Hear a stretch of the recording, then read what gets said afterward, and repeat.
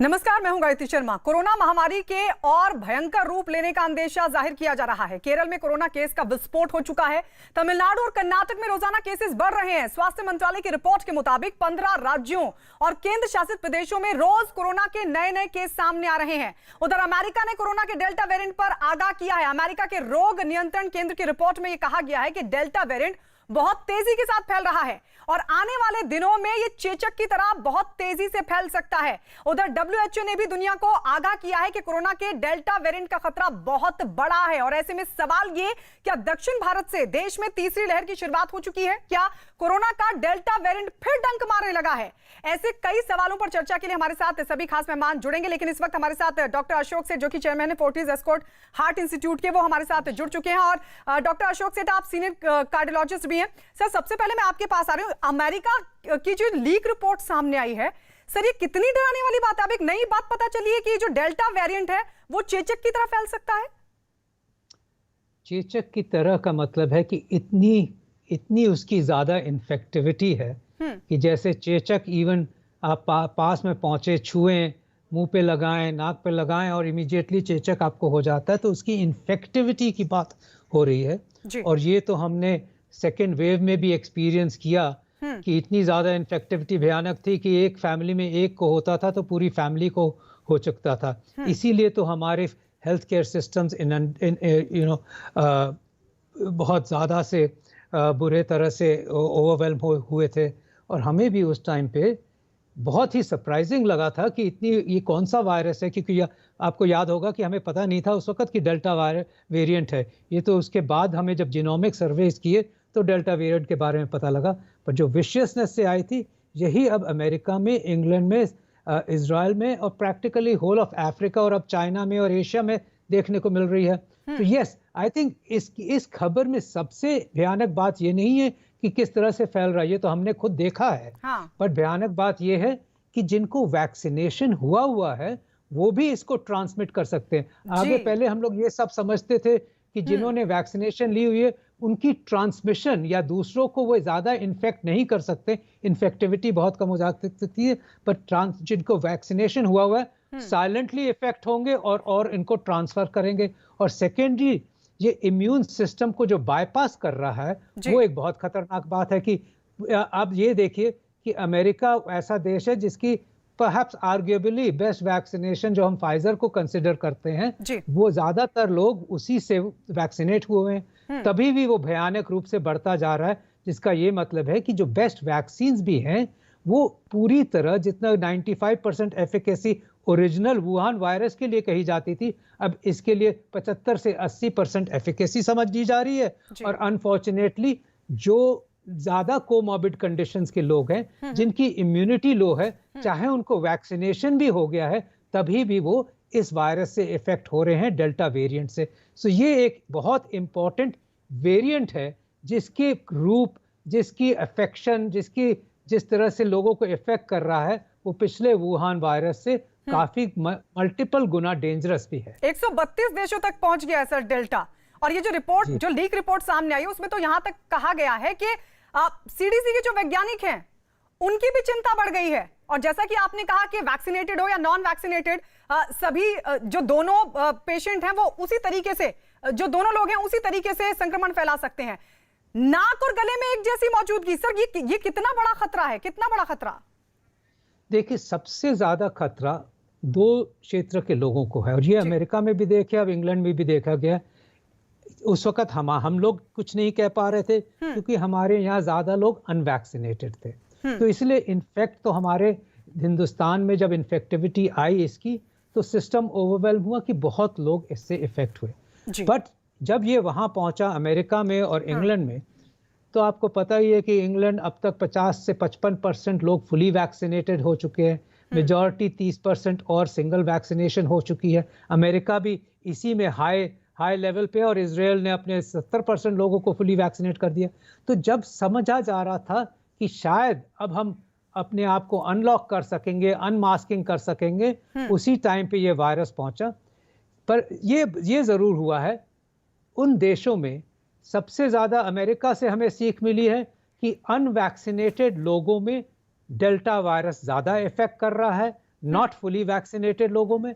जी। Fully vaccinated लोगों में सिर्फ उन्हीं में ज्यादा इफेक्शन आ रही है जिनकी कोमॉर्बिड कंडीशंस हैं या जिनकी इम्यूनिटी कम है। और ठीक है। फाइनली जी। सीरियस इन्फेक्शंस या मौतें उनमें नहीं हो रही हैं जिन्होंने फुली वैक्सीनेट हुए। और ये इंग्लैंड का भी तजर्बा है और ये इजराइल का भी तजर्बा है। सर तो मैं आपके पास इसीलिए आ रही हूँ। उन्होंने जी सर, मैं आपके पास आ रही हूँ। मैक्स साकेत से श्वास रोग विभाग के प्रिंसिपल डायरेक्टर डॉक्टर विवेक नांगिया भी इस वक्त हमारे साथ जुड़ चुके हैं और साथ ही हमारे साथ Sanjay Gupta, doctor Sanjay Gupta senior consultant है इंटरनल मेडिसिन पारस हॉस्पिटल से, वो भी हमारे साथ जुड़ चुके हैं। मैं विवेक नांगिया आपके पास आ रही हूँ। जो अमेरिकी लीक रिपोर्ट सामने आई है उसको आप किस तरीके से देख रहे हैं? मतलब जिस तरीके का चेचक संक्रमण फैलाता था ठीक उसी तरीके का डेल्टा स्वरूप है, डेल्टा वेरिएंट है, ये कहा गया है रिपोर्ट में। ये कितना खतरनाक?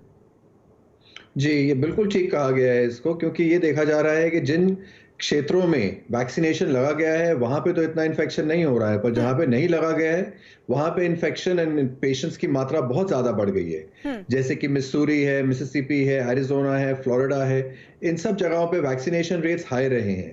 इनके वैक्सीनेशन रेट काफी लो रहे हैं। इस वजह से इन जगहों पे इन्फेक्शन ज्यादा फैल रहा है एज कंपेयर टू ऐसी जगहों पे जहां पे वैक्सीनेशन ठीक ठाक लग गए हैं।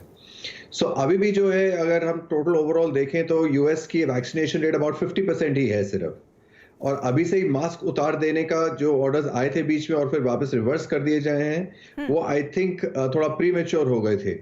अब उसको रिवर्स कर दिया है तो हमें उम्मीद है कि इसको फर्दर भी कंट्रोल कर पाएंगे, क्योंकि ये एक लोकलाइज प्रॉब्लम नहीं है। अगर यूएसए में बढ़ेंगे ऐसे केसेस तो डेफिनेटली सूनर और लेटर हमारे देश में भी ये फैलने शुरू हो जाएंगे और फिर एक और वेव के चपेट में हम लोग आ सकते हैं। डॉक्टर संजय गुप्ता, कितना खतरा आपको दिखाई देता है? क्योंकि सीडीसी के वैज्ञानिकों की चिंता भी बढ़ गई और ये भी कहा जा रहा है कि उनकी तरफ से ये भी कहा गया है कि अभी से कदम उठाने की जरूरत है। मतलब ये छोटा खतरा नहीं है, ये बहुत बड़ा खतरा है। देखिए, मैं अभी इस बात से शुरू करना चाहूंगा कि जो हमारी सेकंड वेव है, आज कल के जो फिगर्स हैं उसके अंदर करीबन 45,000 नए केस हिंदुस्तान में आए हैं, तमिलनाडु, कर्नाटका और केरल के अंदर से, और पूरे भारत में। और मोर्टेलिटी भी काफी ज्यादा रही है। और इसके अंदर ये काफी ज्यादा बड़ा खतरा है। अगर हम अपने देश को देखें तो जो हमारी पॉपुलेशन को देखें तो ये जो डेल्टा वेरिएंट है, जो वायरस है, ये बहुत तेजी से फैलेगा। और अगर हमने appropriate measures, Covid sensitive measures नहीं लिए, बिल्कुल सिंपल मेजर जैसे सैनिटाइजर्स, हाथ धोना और सोशल डिस्टेंसिंग रखना और अपना सोशल डिस्टेंसिंग और मास्क पहनना, सबसे जरूरी मास्क पहनने के तरीके ठीक से आना चाहिए। ऐसे नहीं कि आपने मास्क पहन रखे और नाक से नीचे मास्क है। तो मैं इस बात को बहुत बड़ा खतरा मानता हूँ। डॉक्टर संदीप दीवान, अभी जिस तरह से डॉक्टर विवेक नांगिया ने कहा कि वहां पर डेल्टा बहुत ज्यादा, जहां पर वैक्सीनेशन उतना ज्यादा नहीं हुआ है जिन कंट्रीज में, डेल्टा वेरिएंट वहां बहुत ज्यादा तबाही मचा रहा है। लेकिन अमेरिका की ये जो रिपोर्ट, जो सीडीसी है, वो 24 जुलाई तक के ये पूरे आंकड़े हैं, डेटा है, उसके अनुसार ये कहा गया है कि 16 करोड़ से ज्यादा को टीका लग चुका है अमेरिका में। लेकिन हर हफ्ते 35,000 से ज्यादा मामले सामने आ रहे हैं।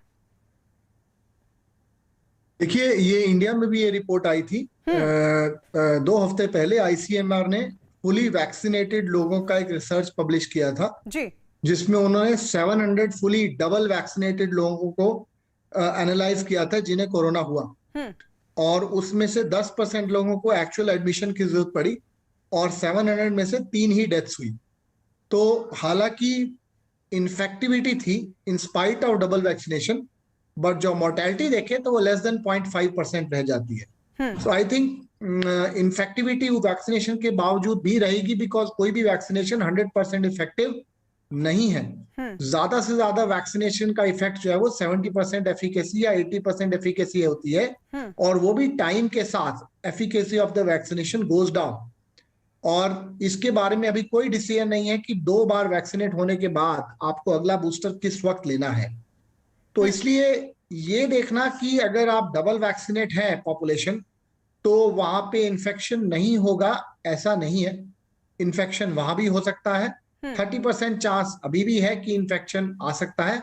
हाँ, लेकिन मोर्टेलिटी का जो फिगर है जी, वो काफी कम है। उसी तरह अगर आप यूके का डेटा देखें तो जो number of cases per day आज से कुछ दिन पहले से ही बहुत ज्यादा था, बट अगर आप मोर्टेलिटी रेट देखें, डेथ रेट देखें, आईसीयू एडमिशंस देखें, तो वो पिछली वेव के कंपैरिजन में बहुत कम है। तो आई थिंक एक चीज पक्का क्लियर है कि वैक्सीनेशन हमें डेथ और सिविरिटी के अगेंस्ट तो प्रोटेक्ट कर रही है, इन्फेक्टिविटी के अगेंस्ट भी प्रोटेक्ट कर रही है, बट ये मानना कि डबल वैक्सीनेशन के बाद इन्फेक्शन नहीं होगा, ये एक आई थिंक मिथ्या है। और जैसा कि पिछले पैनलिस्ट ने बोला, कोविड एप्रोप्रिएट बिहेवियर को ताक पे रखना एक बहुत बड़ी मिस्टेक होगी। हाँ सर, लेकिन सीवियर ना हो इसके लिए वैक्सीनेशन है। लेकिन जो मैं आंकड़े सर, मैं इसलिए बार बार अमेरिका के आंकड़े दिखाने की कोशिश कर रही हूं क्योंकि ये कहा गया है कि नॉन वैक्सीन जो एसिम्प्टोमेटिक है उनको नहीं इसमें शामिल किया गया है। इस डेटा में उन लोगों को शामिल किया गया है जिन लोगों को सिम्टम्स हैं, 35,000 हर हफ्ते।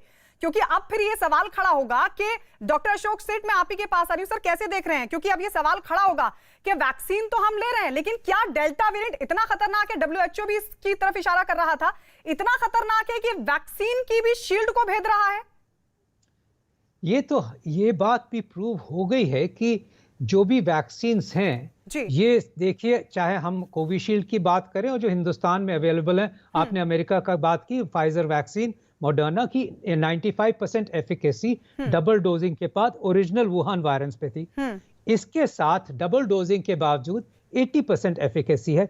यस, 100% एफिकेसी नहीं है, बट 0 से बेटर है, 50 से बेटर है, 80% है। और सेकेंडली इंपॉर्टेंट बात यह है कि सिम्प्टोमेटिक होना कोई गलत बात नहीं है। आफ्टर ऑल खांसी जुकाम सर्दी वाला ही तो वायरस है ये।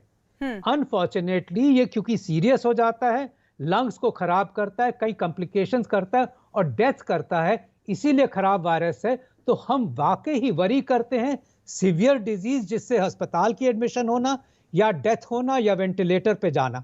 अगर ये सिचुएशन हमको प्रोटेक्ट कर ले, वैक्सीन हमें सीवियर इन्फेक्शन से बचा ले, वेंटिलेटर से बचा ले और डेथ से बचा ले, जो कि अभी भी करती है, तो हमें खांसी जुकाम सर्दी से डर नहीं है। और ये आफ्टर ऑल ये कॉमन कोल्ड वाला वायरस है और जुकाम खांसी सर्दी हमें सबको हो चुकी है। पर सर इसीलिए माफ कीजिए, मैं बीच में टोक रही हूं सर, मैं बीच में टोक रही हूं, लेकिन रिपोर्ट ये कह रही है कि जो मर्स, सार्स, इबोला, सामान्य जो नॉर्मल फ्लू है, ये उससे कहीं ज्यादा खतरनाक है उनके लिए जो कि वैक्सीनेशन नहीं लगाए हुए हैं। ये अमेरिका ने ये साफ कहा है।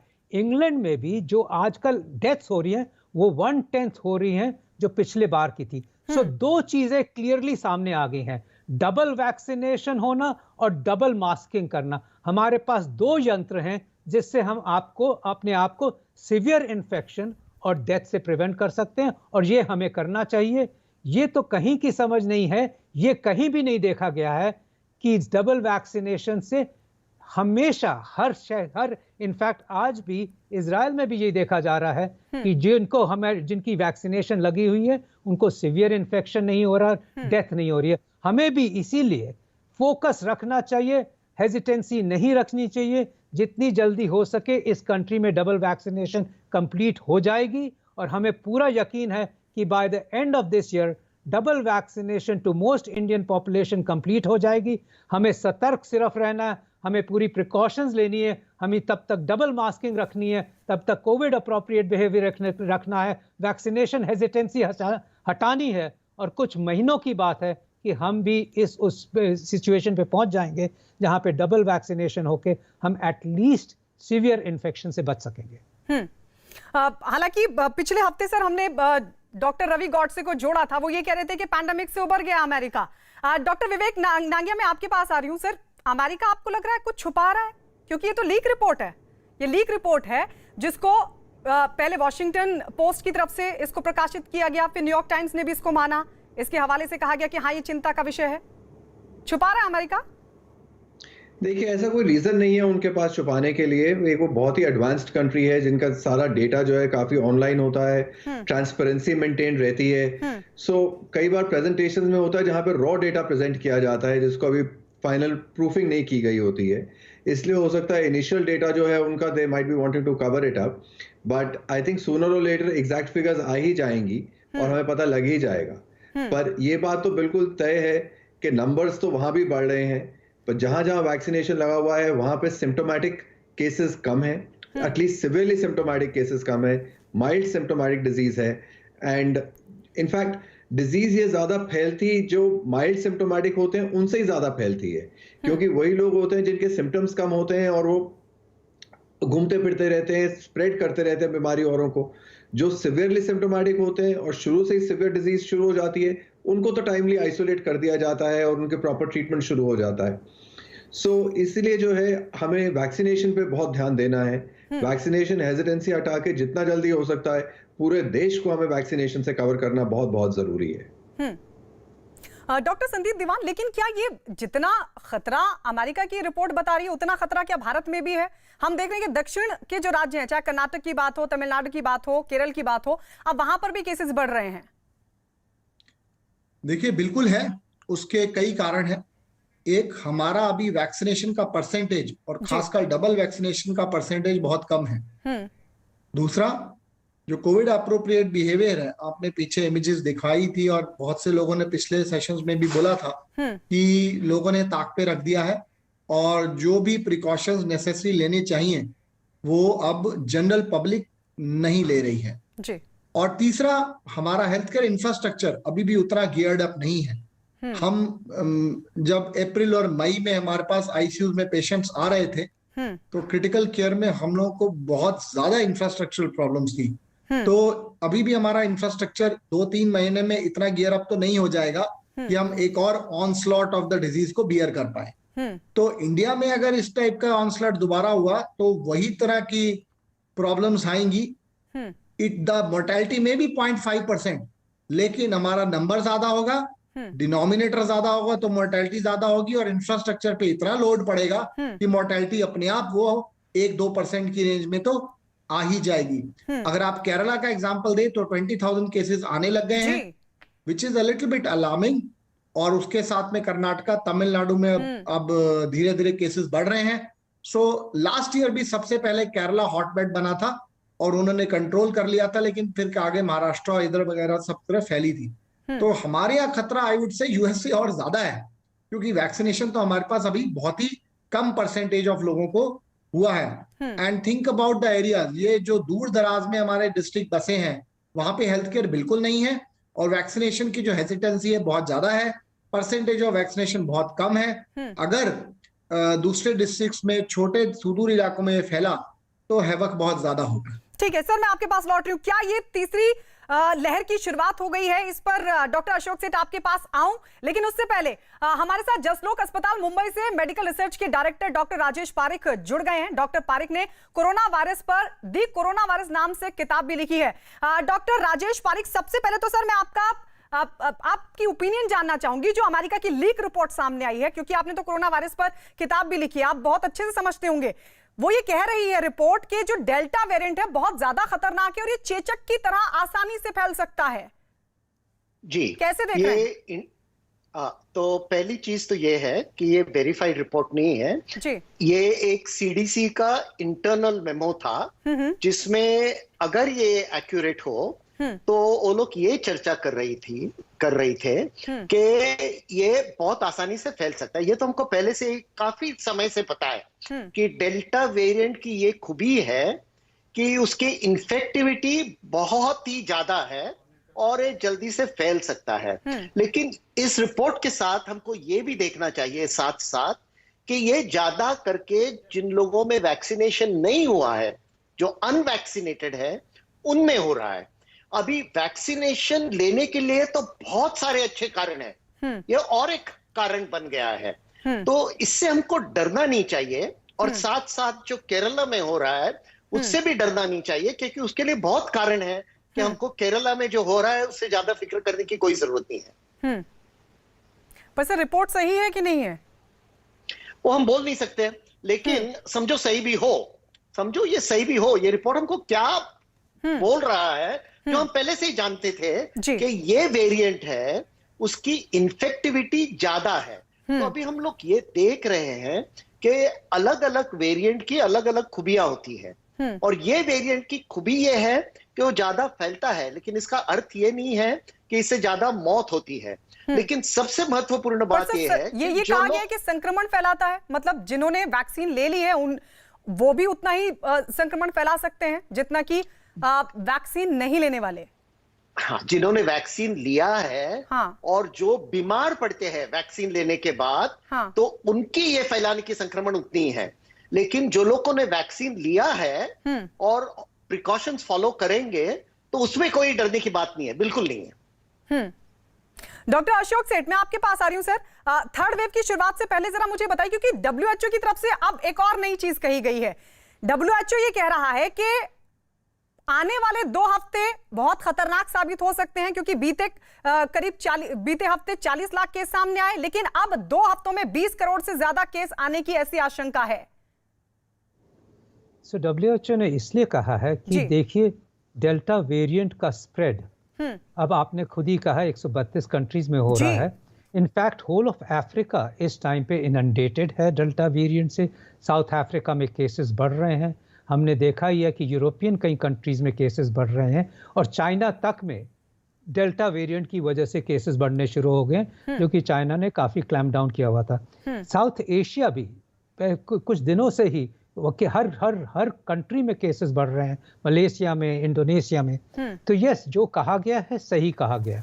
अनफॉर्चुनेटली वो वर्ल्ड के लिए बात कर रहे हैं, और अब जब हम वर्ल्ड को देखते हैं तो अभी भी बहुत small proportion of world vaccinated है, वैक्सीन इनइक्विटी बहुत ज़्यादा है।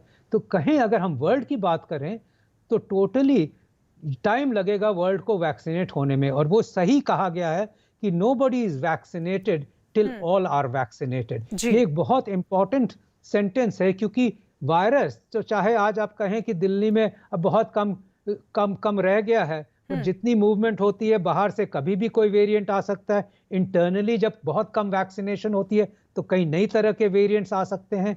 तो एक्चुअली ये एक बहुत बड़ा स्टेटमेंट इसलिए है WHO का कि वो पूरे वर्ल्ड को देख रहा है। जहां तक हम अपने हिंदुस्तान को देखें, हमारे लिए अनफॉर्चुनेटली दो हमारी हिंड्रेंसेस हमेशा रहेंगी।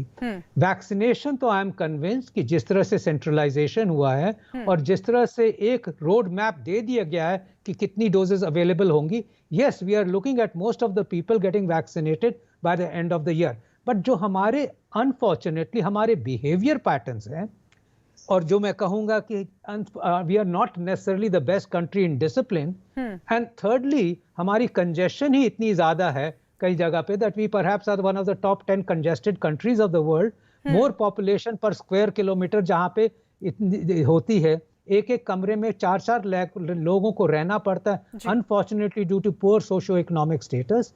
और वही जो हेजिटेंसी 70% हमारी पॉपुलेशन रहती है गांव में, सब सेमी रूरल एरियाज में, जहाँ पे वैक्सीन हेजिटेंसी भी ज्यादा है और जहाँ पे वैक्सीनेशन को करना भी मुश्किल रहेगा। तो अनफॉर्चुनेटली हमारी थर्ड वेव जो है वो एक रियलिटी है। और मैं ये भी कहूंगा कि आप ये ना सोचिए कि सेकेंड वेव खत्म हो गई है, यही अनफॉर्चुनेटली सेकेंड वेव ही थर्ड वेव में जा रही है, क्योंकि हम लोग ने 8000 केसेस से इस फरवरी में 8000 केसेस पे थे पूरा हिंदुस्तान जी, 4 लाख पे पहुंच के 4.5 लाख तक भी केसेस सामने आए, पहुंच के अभी भी 45,000 पे कई दिनों से चल रहा है, ये 8,000 पे नहीं पहुंचा है। और इनफैक्ट यही फिक्र है कि हर जगह पे केसेस राइज हो रहे हैं। तो अभी भी सबको समझना चाहिए, चाहे कुछ भी हो जाए, double masking and unnecessary crowding को डबल मास्किंग करनी है, अननेसेसरी क्राउडिंग नहीं करनी है, डिस्टेंसिंग मेंटेन करनी है, सैनिटेशन, हाथ धोना, साबुन से धोना मेंटेन करना है, क्योंकि यही बचा सकता है जब तक कि हमारे डबल डोजेस सबको न लग जाए। और इसके लिए जो हम कहते हैं ना हर्ड इम्यूनिटी, ये डेल्टा वेरिएंट उस हर्ड इम्यूनिटी के थ्रेशोल्ड को भी चेंज कर रहा है। हम लोग सोचा करते थे कि शायद 70-75 लोगों को वैक्सीनेशन हो जाए तो एक सबको इम्यूनिटी बन ही जाएगी। अब ये डेल्टा वेरिएंट की जो विशियसनेस है, इन्फेक्टिविटी है, उससे ये थ्रेशोल्ड अब कहीं 85 या 90% तक पहुंच रहा है। जब तक पूरी कंट्री 95% ना वैक्सीनेट हो जाए तो शायद ये वायरस थमेगा नहीं। ये जो बात डॉक्टर अशोक सेठ ने कही कि हमारे यहाँ तो पॉपुलेशन भी बहुत ज्यादा है, डॉक्टर विवेक नांगिया, इसलिए कि चिंता हमारे लिए बहुत ज्यादा हो जाती है, क्योंकि अभी तकरीबन 44 करोड़ के आसपास हमने अभी किया है सभी को वैक्सीनेटेड, लेकिन एक बड़ी पॉपुलेशन है अभी वैक्सीनेटेड नहीं है, ऊपर से थर्ड वेव का खतरा। दक्षिण राज्यों में अब केसेस बढ़ रहे हैं, हमारे लिए चिंता बड़ी है क्या? देखिए, दक्षिण राज्यों में केसेस बढ़ने के कई कारण हैं। सबसे बड़ा कारण यह है कि वहां पे ट्रैकिंग एंड टेस्टिंग बहुत ज्यादा हो रही है एज कंपेयर टू अगर हम पूरे देश भर का देखें। यहाँ पे वहां पे 1 in 6 लोगों में ट्रैकिंग एंड टेस्टिंग चल रही है, जबकि नेशनल फिगर जो है 1 in 30 मानी जाती है। वो जो नंबर ऑफ टेस्ट परफॉर्म कर रहे हैं पर मिलियन पॉपुलेशन डबल है as compare to the rest of the country. मतलब जो वहां का नंबर है वो बहुत ज्यादा है, इस वजह से आइडेंटिफिकेशन ज्यादा है केसेस का। ऑल्सो जो सीरो प्रेवलेंस की स्टडीज आई हैं, जो नेशनल एवरेज 65-67% के करीब आई है, वो केरला पर से में सिर्फ 44% है। वो प्रॉब्ली इसलिए है क्योंकि उनका जो पिछला वेव था उन्होंने बहुत अच्छे से कंट्रोल किया था, किंतु अब जो है नंबर ऑफ केसेस बढ़ते जा रहे हैं। पर आप फिर भी देखिए वहां का मोर्टालिटी रेट इतना हाई नहीं है। ये सब जो है सिम्टोमेटिक केसेस हैं पर सिवियरली सिम्टोमेटिक नहीं है। So as a result of course एक फियर जरूर है कि वो डेल्टा वेरिएंट अगर हमारे दक्षिणी भारत में फैल रहा है तो धीरे धीरे नॉर्दर्न भाग में भी आएगा ही आएगा। किंतु ये सब इस वजह से भी है क्योंकि वहां का अभी डिटेक्शन रेट बहुत हाई चल रहा है। सो अगर इतने टाइम में जब तक हम अपने आप को वैक्सीनेशन कर लें और कोविड अप्रोप्रिएट बिहेवियर मेंटेन करके रखें तो हो सकता है हम इसको किसी हद तक स्लो डाउन कर सकें। रोक तो नहीं पाएंगे पर कम से कम नंबर ऑफ केसेस को कम रख पाएंगे अगर हम लोग अपना कोविड अप्रोप्रिएट बिहेवियर को मेंटेन करके रखते हैं। हमारे लिए देखना ये भी बहुत जरूरी है कि जो टारगेटिंग टेस्टेड अभी हो रही है वहां पे जो सिम्टोमेटिक पेशेंट्स हैं उनमें जैसे ही किसी को खांसी जुकाम होता है इमीडिएटली टेस्टिंग कर लेते हैं। ये नहीं कि उसको इग्नोर कर रहे हैं कि अच्छा ठीक है आपको तो माइल्ड डिजीज है, टेस्ट करने की जरूरत नहीं है। प्रॉब्ली इस वजह से भी उनके नंबर्स ज्यादा दिख रहे हैं अभी हमें इस समय। पर सर है ना कहीं मिसमैनेजमेंट तो है। डॉक्टर संजय गुप्ता, मिसमैनेजमेंट तो है ही ना। केसेस बढ़ रहे हैं, आप देखिए महाराष्ट्र में नए केस 6600, आंध्र प्रदेश में 2007 नए मामले, 19 दिन बाद कर्नाटक में 2000 से ज्यादा नए केस आ गए और ऐसा ही हाल तमिलनाडु का। बिल्कुल मैं आपसे एग्री करूंगा, सहमत हूं कि बहुत ज्यादा मिसमैनेजमेंट हो रही है, चाहे इसमें रिलीजियस केसेस हो, चाहे इसमें कोई फंक्शंस हो, मैरिजेस हो। जब तक कि कोविड अप्रोप्रिएट बिहेवियर नहीं होगा, जब तक ग्राउंड लेवल पे इसका मैनेजमेंट नहीं होगा, ये बहुत ही ज्यादा खतरनाक तरीके से फैल जाएगा। मिसमैनेजमेंट सबसे पहले आदमी ने अपने आप को देखना है, फिर एक ग्रुप को देखना है, फिर एक कस्बे को देखना है, फिर एक स्टेट को देखना है, फिर एक देश को देखना है। जब तक एक व्यक्ति अपने आप को कंट्रोल नहीं करेगा, जब तक वो कोविड अप्रोप्रिएट बिहेवियर नहीं रखेगा, तब तक ये जो डेल्टा वेरिएंट है और ये जो कोविड का खतरा है, ये मेरे हिसाब से ठीक है डॉक्टर संजय रोकना चाहूंगी। छोटा सा ब्रेक हम ले रहे हैं, ब्रेक के बाद बात होगी। डेल्टा वेरिएंट क्या सबसे ज्यादा खतरनाक है? क्या महामारी और गंभीर होगी? क्या 40 करोड़ लोगों पर अभी भी कोरोना का खतरा बना हुआ है? एक छोटे से ब्रेक के बाद फौरन लौट रहे हैं। तो कोरोना के डेल्टा वेरिएंट की वजह से दुनिया दहशत में है। WHO कह रहा है कि आने वाले 2 हफ्तों में हालात और बिगड़ सकते हैं। सवाल ये, क्या महामारी और भी ज्यादा भयानक हो सकती है? सीरो सर्वे की रिपोर्ट के मुताबिक 40 करोड़, जी हमारे देश में 40 करोड़ लोगों पर अभी भी कोरोना का खतरा लगातार बरकरार है। सभी खास मेहमान हमारे साथ लगातार बने हुए हैं। डॉक्टर संदीप दीवान, मैं आपके पास आ रही हूं। सर, अगर फिर से मामले बढ़ रहे हैं तो क्या यही थर्ड वेव है? देखिए, हम सेकेंड वेव से, जैसे कि डॉक्टर सेठ ने बोला, हम सेकेंड वेव से अभी निकल भी नहीं पाए हैं। तो ये सेकेंड और थर्ड वेव के बीच में हम कहीं चल रहे हैं, क्योंकि हमारी सेकेंड वेव कभी फिनिश हो नहीं पाई, because India is a huge country. इतना बड़ा कंट्री है, कहीं ना कहीं कोरोना के केसेस चलते रहे हैं। तो जी हाँ, अगर आप केरला और कर्नाटका में देखें तो ये तीसरी वेव की शुरुआत कह सकते हैं, बिकॉज वहां पे 2 वेव ऑलरेडी हो चुकी है, एक पिछले साल और एक अभी कुछ महीना पहले। तो केरला में यस, ये तीसरे वेव की शुरुआत कह सकते हैं। अगर वहां पे जीन सीक्वेंसिंग की जाए और पता चले कि ज्यादा वेरिएंट क्या है, जो कि सस्पिशन यही है कि या तो डेल्टा होगा, तो फिर इसका मतलब है कि ये अब धीरे धीरे और प्रदेशों को इन्वॉल्व करेगा। डॉक्टर राजेश पारीख, नई बातें मैं आपसे सर समझना चाहूंगी, क्योंकि आपने तो कोरोना वायरस पर किताब भी लिखी है। ये जो नई बातें कोरोना वायरस को लेकर निकलकर सामने आ रही हैं, अलग अलग वेरिएंट सामने आ रहे हैं, क्या ये किसी गंभीर बीमारी का भी कारण बन सकता है? जी जरूर, ये तो बन सकता है। लेकिन ये नए वेरिएंट्स क्यों आ रहे हैं? क्योंकि वायरस को म्यूटेट होने का उसका एक बेसिक फीचर है। तो वायरस म्यूटेट होते रहता है, लेकिन जब वो म्यूटेशन हमारे लिए खतरनाक होता है तब कुछ क्राइटेरिया डब्ल्यूएचओ ने लिखे हैं जिससे इसको नया वेरिएंट माना जाता है। अभी अभी जैसे आपको बताया गया कि हमारे देश में दूसरी वेव खत्म नहीं हुई है, लेकिन केरला में आप अगर देखोगे तो फिर हमको समझ में आएगा कि हमको इतना क्यों नहीं डरना चाहिए। ठीक है, केरला में ये तीसरी वेव आ चुकी है, लेकिन केरला के जो हम नंबर्स देख रहे हैं उसमें डरने की कोई बात नहीं है। पहले तो हमको ये देखना चाहिए कि केरला ने जैसे देश में वैक्सीनेशन हुआ है उससे 3 टाइम्स वैक्सीनेशन किया है, 3 गुना किया। वहां 20% लोगों को दोनों डोज मिल गए हैं और हमारे देश में 7% लोगों को मिले हैं। फिर अभी अभी आपने सीरो प्रेवलेंस डेटा की बात की, अगर वो डेटा भी हम लोग देखेंगे तो 43% लोगों में पॉजिटिविटी है केरला में, लेकिन पूरे देश में ऑलमोस्ट 70% लोगों की है, 68% लोगों की है जी, सीरो सर्वे की रिपोर्ट के मुताबिक। हाँ जी।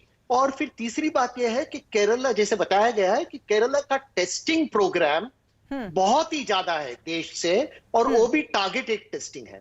तो बहुत सारे स्टेट्स में क्या हो रहा है, टेस्टिंग ऐसे जगह में हो रहा है जिधर अभी कुछ खतरा नहीं है, लेकिन केरला में जैसे ही पता चलता है कि ये टारगेटेड एरिया है और वहां वो लोग जीनोम सीक्वेंसिंग भी कर रहे हैं और जीनोम सीक्वेंसिंग के बेसिस पे भी टारगेटिंग कर रहे हैं। लेकिन सबसे अच्छी बात क्या है, सबसे पॉजिटिव न्यूज क्या है, केरला में उन्होंने जो पहले इसमें वेव को फ्लैटन किया तो अभी सिर्फ 50% बेड कैपेसिटी यूटिलाइज हुई है। एक्सक्यूज मी, उनकी बेड कैपेसिटी बहुत अच्छी है। तो केरला में मुझे लगता है कि एक दिशा से हम देखें कि 20,000 केसेस रोज हैं तो थोड़ी फिक्र की बात है, लेकिन अगर हम टोटल देखेंगे तो काफी कंट्रोल में सिचुएशन है। तो जैसे नए वेरिएंट्स आएंगे, शायद डेल्टा के बाद भी दूसरा, मतलब डॉक्टर राजेश आप कह रहे हैं केरला में क्योंकि टेस्टिंग बहुत ज्यादा है इसलिए मामले बढ़ रहे हैं, इसलिए आंकड़े सामने आ रहे हैं, आप ये कह रहे हैं सर? बिल्कुल बिल्कुल, और नॉट ओनली दैट, उनकी टेस्टिंग ज्यादा है और टारगेटेड टेस्टिंग है। जिधर पॉजिटिव आता है उधर वो लोग ज्यादा टेस्टिंग करते हैं। ये ऐसे दूसरे देशों में, दूसरे स्टेट्स में नहीं हो रहा है। ठीक है जी। डॉक्टर अशोक सेठ, तो मैं इसको सर दूसरे तरीके से देखूंगी, अगर टेस्टिंग ज्यादा हो रही है तब ये आंकड़े सामने आ रहे हैं, तो जहां टेस्टिंग नहीं हो रही मतलब वहां पर भी सिचुएशन उतनी सामान्य नहीं है जितनी दिख रही है, ऐसा है क्या? ये तो जरूर देखा गया है कि जहां टेस्टिंग ज्यादा होगी तो वहां ज्यादा केसेस निकलेंगे, बट उससे ज्यादा इंपॉर्टेंट होता है पॉजिटिविटी रेट। और वो पॉजिटिविटी रेट डिपेंड्स अपॉन कि कितने पॉजिटिव निकले अगर आप ज्यादा टेस्ट करते हो। इसीलिए सिर्फ यही नहीं देखा जाता है, वो तो ऑब्वियस है कि अगर ज्यादा टेस्टिंग होगी तो पॉजिटिव रेट चाहे 1% हो, एब्सोल्यूट नंबर्स में ज्यादा होंगे। सो आई थिंक पॉजिटिविटी रेट और इस कि ये कहना कि सिर्फ ये फिक्र करने की बात नहीं है। डॉक्टर सेठ मैं आपके पास आऊंगी। डॉक्टर जी, डॉक्टर अशोक सेठ बोलिए। वायरस को समझना बहुत ही मुश्किल है जी। आपको पता ही है कि एक वक्त कहते थे कि सिर्फ ये ड्रॉपलेट स्प्रेड है, उसके बाद एयरबॉर्न का आया, ये भी कहते थे कि सर ये इन्फेक्टिव ज्यादा नहीं है, और अब देखिए क्या डेल्टा वेरिएंट आया जिसकी इन्फेक्टिविटी है। पहले सोचा जाता था कि वैक्सीनेशन एक पूरी तरफ से हमें प्रोटेक्ट कर लेंगी, फिर वो 90% से 70% हुआ। कई नई बातें हमें पता चलती हैं इसके बारे में। तो ये बहुत स्मार्ट वायरस है, ये हमारे आगे आगे है, हम इसके पीछे पीछे चल रहे हैं, और हमें कभी ये नहीं समझना चाहिए कि हमें इससे फिक्र करने की जरूरत नहीं है। क्लियरली अभी तक हमने पूरे वर्ल्ड को पुट टुगेदर करके हमने इसको पूरा समझ नहीं पाए हैं अब तक, और ये हमें रोज महसूस हो रहा है। बिल्कुल डॉक्टर विवेक, मतलब मैं उसी बात पर आना चाहूंगी, टेस्टिंग ज्यादा हो रही है तो आंकड़े सामने आ रहे हैं, मतलब क्या टेस्टिंग जितनी होनी चाहिए अभी भी नहीं हो पा रही है? जहां हम अभी कुछ हद तक सामान्य स्थिति देख रहे हैं, क्या वहां पर भी हो सकता है कि केसेस बहुत ज्यादा हो, टेस्टिंग उतनी नहीं? देखिए, जब भी जहां टेस्टिंग होती है वहां पे डेफिनेटली केसेस ज्यादा पाए जाएंगे। जैसे जैसे टेस्टिंग का नंबर बढ़ता जाएगा, वही जैसे डॉक्टर अशोक सेठ ने कहा, परसेंटेज इंपॉर्टेंट है, कितना पॉजिटिविटी रेट है वो इंपॉर्टेंट है। लकीली हमारे शहर में अभी पॉजिटिविटी रेट काफी लो चल रहा है, जबकि केरला में जो है पॉजिटिविटी रेट थोड़ा हाई है इस समय। वो इसलिए भी है क्योंकि वो लोग, अगर एक पेशेंट का पॉजिटिव आता है तो उसके आसपास के जितने लोग हैं उनको सबको भी टेस्ट कर रहे हैं वो लोग। पर सर ये तो अच्छी बात है। बिल्कुल, वही तो मैं भी यही कह रहा हूँ कि जितना ट्रैकिंग इफेक्टिव रहेगा उतना आपको पता रहेगा, आप सतर्क रहेंगे, आप उसको प्रॉपर्ली मैनेज कर पाएंगे। क्योंकि ये जो वायरस है, ये म्यूटेशन इसकी एक नेचुरल हैबिट है, और म्यूटेशन इसलिए है क्योंकि वायरस को खुद को सरवाइव करना है। और जब भी म्यूटेशन होगी तो या तो उसकी इन्फेक्टिविटी बढ़ जाएगी या उसकी सीरियसनेस ऑफ द डिजीज बढ़ जाएगी, और वो किसी प्रकार से आपकी इम्यून सिस्टम को इवेड कर पाएगा। जो अभी रिसेंट एक स्टडी आई है उसमें 46,000 के करीब जीनोमिक स्टडीज इवैल्यूएट की गई हैं, जिसमें अबाउट 17,000 डेल्टा वेरिएंट थे, बाकी कुछ अल्फा थे, कुछ बीटा थे, कुछ गामा थे। पर इससे ज्यादा जो है, ज्यादा वरीसम की बात यह है कि डेल्टा वेरिएंट का फर्दर जो वेरिएशन आ गया डेल्टा प्लस, उसमें भी कुछ 70 के करीब केसेस थे, जिसमें प्रीडोमिनेंटली महाराष्ट्र, मध्य प्रदेश, इन सब जगहों पे डेल्टा प्लस वेरिएंट का ज्यादा खतरा बनता जा रहा है। और हमें यह भी समझना है कि ये तो अभी हम सिर्फ डेल्टा की बात कर रहे हैं, इसके आगे कापा, लैम्डा और कितनी वेरिएशंस आ सकती हैं, ये सब हमें टाइम के साथ पता लगेगा। कापा भी सर बहुत सारे वेरिएंट्स आ चुके हैं अभी तक तो। बिल्कुल, वही मैं कह रहा हूँ, बिल्कुल। सो अभी तो आगे क्या क्या है हमें सिर्फ टाइम के साथ ही पता लगता रहेगा।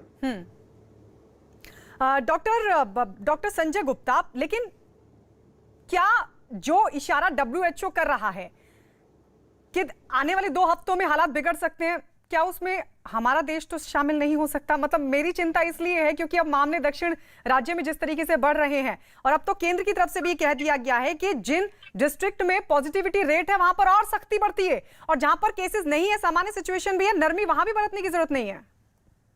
बिल्कुल, मैं आपसे सहमत हूँ इस बारे में।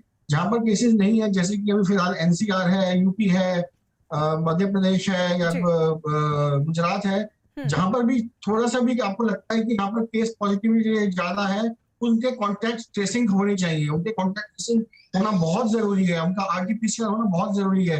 क्योंकि अगर हम इस टाइम मिस कर दिया, ये चीज मिस कर दी, तो हम वो उस टाइम से दूर नहीं है जहाँ पर कर्नाटक, केरल और तमिलनाडु है।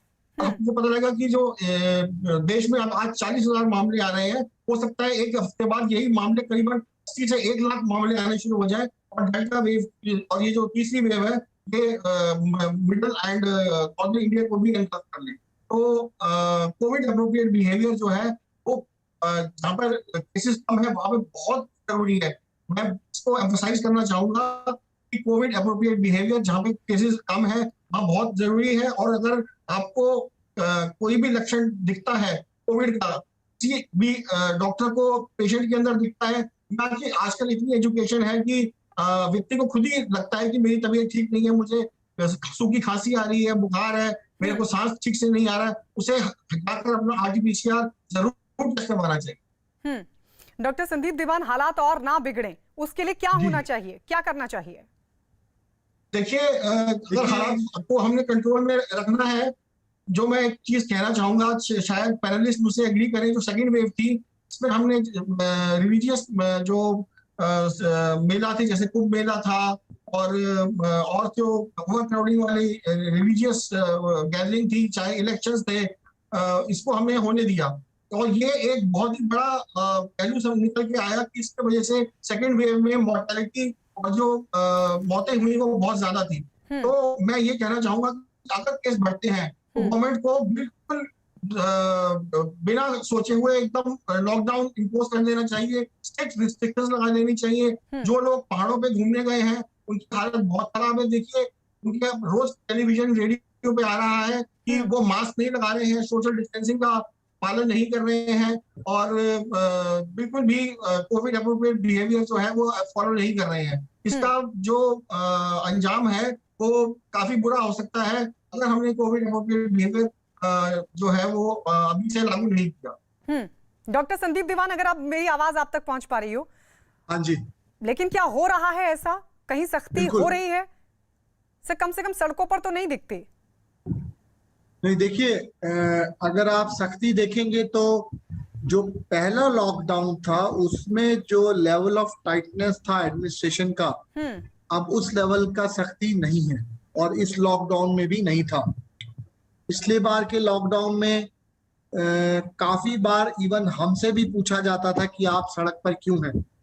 दूसरा, जो इस बार के लॉकडाउन हमने देखे उसमें एक लूज बिहेवियर बड़ा कॉमनली देखने को मिला। तो जब तक देखिए, एक है गवर्नमेंट की सख्ती, लेकिन गवर्नमेंट का काम क्या है? गवर्नमेंट का काम है लोगों को अवेयर करना कि ये एक घातक बीमारी है, ये एक जानलेवा बीमारी है, और अगर आप ये स्टेप्स लेंगे तो आपकी जान बची रहेगी। मेरा ख्याल अब ऐसा कोई भी इंसान नहीं होगा हिंदुस्तान में जिसको इसके बारे में नहीं पता। तो गवर्नमेंट ने अपना काम अवेयरनेस की फॉर्म में बड़ा बखूबी किया है। अब प्रॉब्लम क्या है कि अगर, जैसे डॉक्टर सेठ बोल रहे थे, अगर डिसिप्लिन पब्लिक मेंटेन नहीं करती है तो गवर्नमेंट एक लेवल तक सख्ती करके उसको कंट्रोल कर सकती है मेन सड़कों के ऊपर, लेकिन कॉलोनी के अंदर, आसपास के घरों के अंदर, वहां पे कोविड एप्रोप्रिएट बिहेवियर को देखने के लिए आपके पास सरकारी मशीनरी नहीं आने वाली।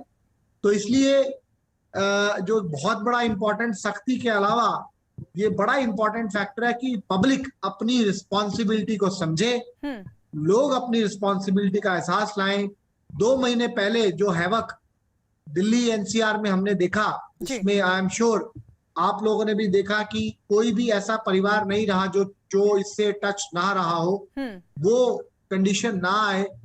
इसके लिए बड़ा इंपॉर्टेंट है कि हम सख्ती से काम लें, लेकिन जैसा मैं कह रहा हूं, सख्ती एक लेवल तक ही काम करेगी। अल्टीमेटली पब्लिक को अपनी रिस्पॉन्सिबिलिटी को समझना बहुत जरूरी है। डॉक्टर राजेश पारिक, मैं 2 चीजें सर आपसे पूछना चाहूंगी। एक तो वही, क्योंकि आपने कोरोना वायरस पर किताब भी लिखी, किस हद तक आप इसके बिहेवियर को समझ पाए हैं? क्योंकि आज सभी लोगों के जहन में ये सवाल है, जैसे जैसे हम देख रहे हैं कि वेरिएंट लगातार सामने आ रहे हैं, फिर बार बार इस तरह की चेतावनी सामने आती है कि ये और खतरनाक हो सकता है। ये सिलसिला कब थमेगा? और दूसरी बात ये कि लोग तो खतरा देख भी रहे हैं, फिर भी नहीं समझ रहे हैं, क्यों? अच्छा, तो आपके जो पहला सवाल था उसका जवाब बहुत सीधा है। सबसे ज्यादा काय का असर हो सकता है और वो है वैक्सीनेशन का। अभी हम लोग तो ये समझ लिया कि लोगों की क्या जवाबदारी है, लेकिन गवर्नमेंट की भी ये जवाबदारी है कि जितना जल्दी हो सके वैक्सीनेट करे, क्योंकि पूरी दुनिया में हमने देखा है कि जो एक स्ट्रैटेजी है वो सबसे ज्यादा इफेक्टिव होती है, वो वैक्सीनेशन। अभी हमारे देश में सिर्फ 7% लोगों का दोनों डोज हुआ है, तो उसको हमको जल्दी से जल्दी आगे करना चाहिए। अगर हम उसको जल्दी बढ़ाएंगे तो वो सबसे बेहतरीन चीज हो जाएगी। और दूसरी चीज ये है कि लोग क्यों नहीं समझ पाते हैं, क्योंकि लोगों को ये लगता है कि ये लहर आ गई और चली गई, और फिर सब लोग को ये खुशी होती है कि हम जीत पाए हैं। तो गवर्नमेंट से लेके हर लेवल तक लोगों को यह समझना चाहिए कि हम नहीं जीत पाए हैं। जब तक सब लोग की सुरक्षा 100% नहीं होगी, हम कभी भी नहीं इसको जीत पाएंगे। लड़ाई चालू रहेगी। लेकिन जब हमारा वैक्सीनेशन प्रोग्राम 70% से ज्यादा चढ़ जाएगा, और जब लोग ये समझ लेंगे कि हमको खुद को प्रिकॉशंस लेना है, तब हम जीत पाएंगे। अभी देखें, यूएस में कल से मास्किंग वापस शुरू होने वाला है, क्योंकि यूएस ने लगा कि हमने 50% लोगों को वैक्सीनेट कर दिया है, अभी मास्किंग की कोई जरूरत नहीं है। लेकिन वहां जैसे डेल्टा प्लस फैलने लगा तो वापस मास्किंग आ जाएगा। तो ये जो प्रिकॉशंस हम ले रहे हैं, डबल मास्किंग की, जो अंतर रखने की, इसको हमको तो अभी काफी महीने तक चालू रखना पड़ेगा, और उसको हमको रिलैक्स नहीं करना चाहिए। डॉक्टर अशोक सेठ, यानी जब तक सभी को वैक्सीन नहीं लग जाती तब तक कोविड एप्रोप्रिएट बिहेवियर बहुत जरूरी। सर, कैसे समझाएंगे लोगों को? Covid appropriate behaviour I mean सबसे इम्पोर्टेंट तो मास्किंग ही कोविड अप्रोप्रिएट बिहेवियर क्या है। हमें पता है कि क्राउडिंग अनफॉर्चुनेटली लोग कर रहे हैं, होना नहीं चाहिए, बट कई ऐसे क्षेत्र हैं जहाँ क्राउडिंग को आप रोक भी नहीं सकते। अगर हमने अनलॉकिंग की है और मार्केट्स हिंदुस्तान में रहेंगे ही, और अनफॉर्चुनेटली लोग क्राउडेड सर्कमस्टांसेस में रह रहे हैं सोशियो इकोनॉमिक स्टेटस की वजह से। आपको पता ही है कि कितने अर्बन स्लम्स हैं, कितनी तकलीफें हैं लोगों को। तो ये क्राउडिंग जो हम कहते हैं, कुछ लोगों के लिए तो हार्श जोक है, बट सर्टेनली मास्किंग और डबल मास्किंग तो एक बहुत इंपॉर्टेंट है। देखिए, हम लोगों को हम गवर्नमेंट को दोष नहीं दे सकते। गवर्नमेंट ने हमारा बहुत अच्छा ख्याल रखा है, पॉलिसी मेकर्स बहुत सिंसियर हैं, वो रात दिन तक यही देखते रहते हैं कि किस तरह हिंदुस्तान में कम से कम इम्पैक्ट हो कोविड का। और वाकई ही मैं कहूंगा कि अगर हम लगाना ही मास्क है तो गवर्नमेंट तो मास्क नहीं लगा सकती। जब हथियार ही मास्क है तो गवर्नमेंट तो जबरदस्ती लोगों को मास्क नहीं लगा सकती, वो तो खुद ही लगाना होगा। हमें प्रोटेक्ट करना है अपने आप को, हमें प्रोटेक्टेड करना है दूसरे को, और वो हमारे हाथों में है अनफॉर्चुनेटली, या फॉर्चुनेटली कहिए हमारे हाथों में है। अब तक डबल मास्किंग से देखा गया है कि आप 98-99% तक अपने आप को और दूसरों को बचा सकते हो। हमारी आदत ही हो गई है कि नुकसान अपने आप को करना और दोष किसी और को देना। अब हम एलिगेशंस नहीं लगा सकते। अगर हमें फ्यूचर को प्रोटेक्ट रखना है तो अब ये हमारे हाथों में है। हमें रेस्पॉन्सिबिलिटी लेनी चाहिए as a citizen of India कि हम अपने को प्रोटेक्ट रखें और दूसरे का नुकसान ना करें। अनफॉर्चुनेटली अगर हम दूसरे का नुकसान होगा तो हो सकता है कि हमारे खुद के एल्डरलीज का नुकसान होगा। अनफॉर्चुनेटली किसी न किसी को हम अफेक्ट करेंगे, अनफॉर्चुनेटली किसी न किसी की मौत भी होगी। इसलिए हमें बहुत बच के रहना और हमारी रिस्पॉन्सिबिलिटी को हमें निभाना जरूरी है। डॉक्टर विवेक, अब जब हमने वैक्सीनेशन शुरू कर दिया और अगस्त से मेरे ख्याल से केंद्र की तरफ से कहा गया कि हम रफ्तार भी देंगे इसको, ऐसे में तो और जरूरी है कि आप मास्किंग करें, आप सोशल डिस्टेंसिंग का पालन करें ताकि इस जंग को जीत सकें। लेकिन ये देखा जा रहा है कि अब लोग बड़ी संख्या में मास्क उतार रहे हैं, उनको लग रहा है कि अब तो खतरा टल गया। नहीं, देखिए, निजी संतुलन बना के रखना बहुत बहुत जरूरी है। सरकार अपनी तरफ से जो कर रही है इससे ज्यादा नहीं कर सकती है। अब हम लोग को अपनी सुरक्षा खुद करने की बहुत आवश्यकता है। मास्क तो वैक्सीनेशन लगने के बाद भी नहीं उतार सकते हैं। दूरी हमें तब भी मेंटेन करके रखनी पड़ेगी, हाथों को सैनिटाइज तब भी करके रखना पड़ेगा। अननेसेसरी ट्रैवल टोटली अवॉइड करना चाहिए। हमें अपने लिए यही समझना चाहिए कि अभी भी बाहर लॉकडाउन की स्थिति है और बाहर तभी निकलें जब बहुत ही ज्यादा आवश्यक हो।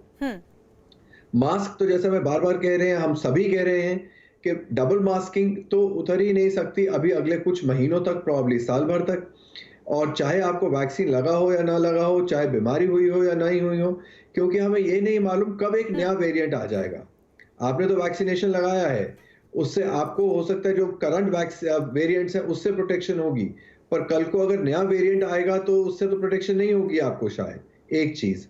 दूसरी चीज ये कि अगर आपको वैक्सीन लगी हुई है और आपको इन्फेक्शन होता है तो ये हो सकता है कि आपको माइल्ड इलनेस हो, बट अगर आपसे ये किसी और को ट्रांसमिट होगी जिसने वैक्सीन नहीं लिया होगा, उसको तो हो सकता है सीरियस इलनेस हो जाए जी।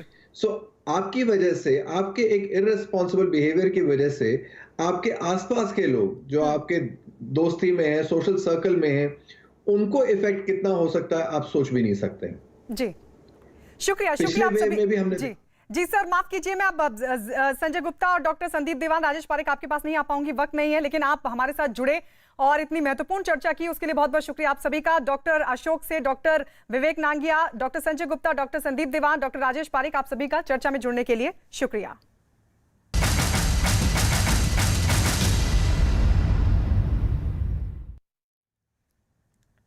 देश के अलग अलग इलाकों में कुदरत का कोहराम जारी है। कहीं सैलाब की वजह से अपना कहर बरपा रहा है आसमानी मुसीबत, तो कहीं पहाड़ों पर बादल फटने के बाद सब कुछ तहस नहस हो चुका है। बारिश, बाढ़ और लैंडस्लाइड के बाद बर्बादी का यह मंजर एक बार फिर से इस बात की तस्दीक कर रहा है कि कुदरत की ताकत के आगे इंसान किस कदर बेबस हो जाता है। ऐसे मुश्किल वक्त में सबसे ज्यादा मुसीबत या तो पहाड़ पर रहने वाले लोगों को झेलनी पड़ रही है या फिर मैदानी इलाकों में नदी के किनारे रहने वाले लोगों को मुसीबत हो रही है।